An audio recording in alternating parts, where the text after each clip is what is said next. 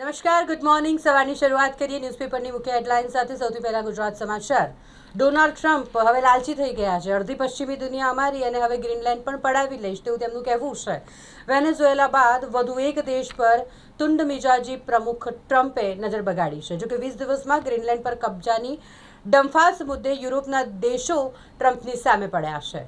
America સૈન્ય કાર્યવાહી કરશે તો પછી નાટો ખતમ થઈ જશે, ડેનમાર્કે ચેતવણી આપી છે.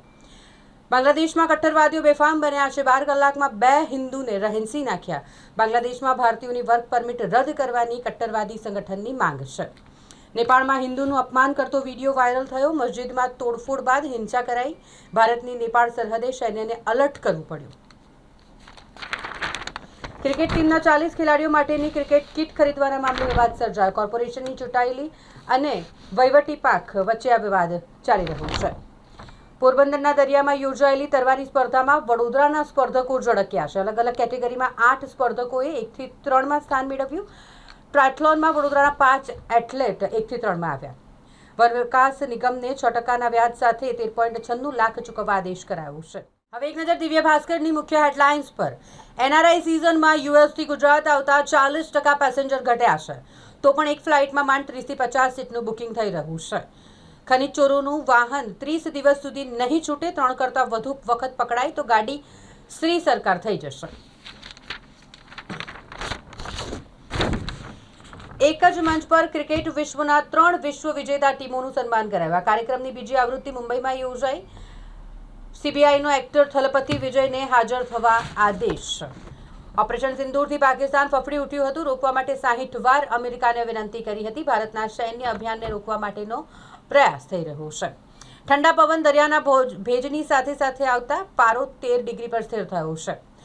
ભારત ન્યૂઝીલેન્ડની ટીમ આજે વડોદરા પહોંચશે. કાલથી 3 દિવસ પ્રેક્ટિસ કરશે.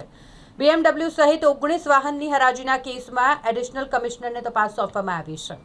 પાલિકાની ક્રિકેટ ટુર્નામેન્ટ પૂર્વે વિવાદ સર્જાયો છે. સામાન ન ખરીદવા મેયરે સૂચન છતાંય પદાધિકારીએ બૂટ ટ્રેકનો ઓર્ડર આપ્યો. આવકવેરાની છૂટમાં વધારો છતાં 4 વર્ષ ટેક્સ ચૂકવનારા 50% વધ્યા. બાંગ્લાદેશમાં અત્યાચારની પરાકાષ્ઠા. વધુ એક હિન્દુની હત્યા કરી નાખવામાં આવી. સ્થિતિ વધુને વધુ વણસી જઈ રહી છે.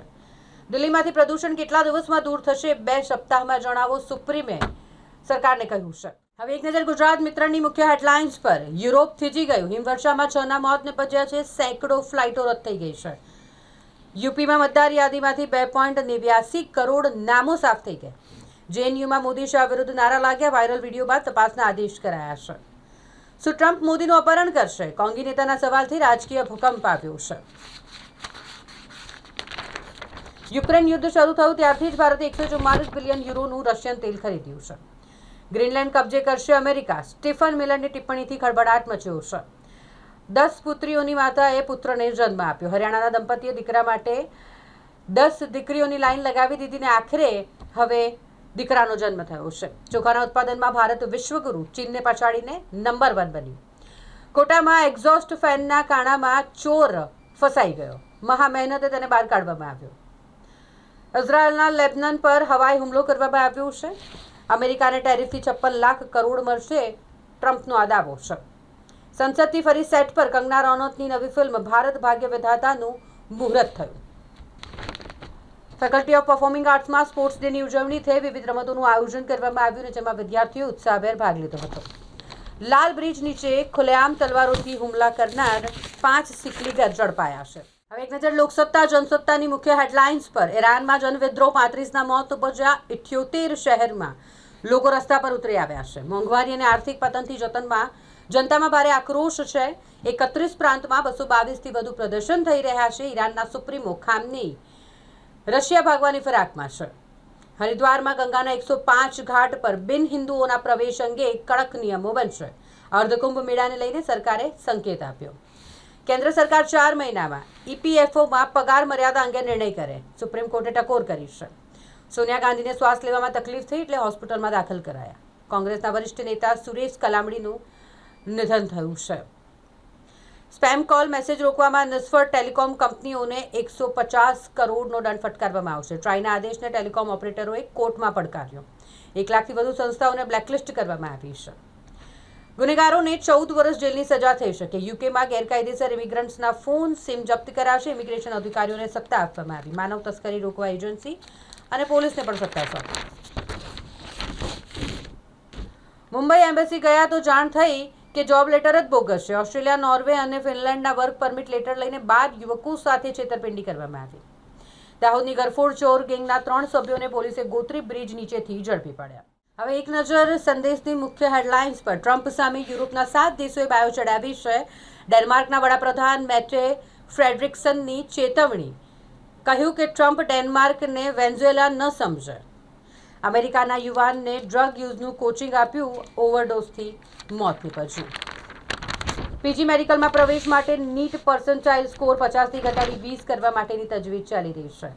બોર્ડે ગુજકેટમાં ફરી મુદ્દત લંબાવી 16 જાન્યુઆરી સુધી ફોર્મ ભરી શકાશે. જમીન એને કરવા કેવી રીતે લાંચ લેવામાં આવતી તેનો રાજેન્દ્ર પટેલે ઘટસ્ફોટ કર્યો છે. વિશ્વામિત્રી નદીનું કામ 104 દિવસમાં પૂરું થાય તો ડ્રેનેજ રોડ પાણીના કામ કેમ નહીં, મોટો સવાલ થઈ રહ્યો છે. દિવસે રેકી રાતે ગરફોડ ચોરી કરતી દાહોદની ગેંગ ઝડપાઈ છે. 11 અબજ રૂપિયાના ડ્રગના કેસમાં સુરતના આરોપીના જામીન નામંજૂર થયા છે. જીરામજીમાં એઆઈના ઉપયોગથી મનરેગામાં થતો ભ્રષ્ટાચાર રોકાશે. જમીન દફતર ખાતામાં વર્ગ 2ની 46 સહિત 1141 જગ્યા પર ભરતી થશે. સગીરાના પેટમાં કોટન રહી જતા ઇન્ફેક્શનને કારણે સગીરાનું મોત નીપજ્યું. પરિવાર આક્ષેપ કરી રહ્યો છે. વડોદરા હાલોલ રોડ પર કુમેઠા પાસે અકસ્માત સર્જાયો, જેમાં એકનું મોત નીપજ્યું છે. સમા કડક બજાર વાઘોડિયા રોડથી ચાઇનીઝ દોરી અને કાચ પાવડર કબજે કરવામાં આવ્યા છે. નિફ્ટીમાં 2600 મહત્વનો ટેકો ધ્યાનમાં રાખો. તદ્દન સ્ટોક સ્પેસિફિક એપ્રોચ રાખી વેપાર કરવો. સરકારની માલિકીની સેલ, જેએસડબલ્યુ સ્ટીલ અને ટાટા સ્ટીલની સંડોવણીનો પર્દાફાશ થયો છે.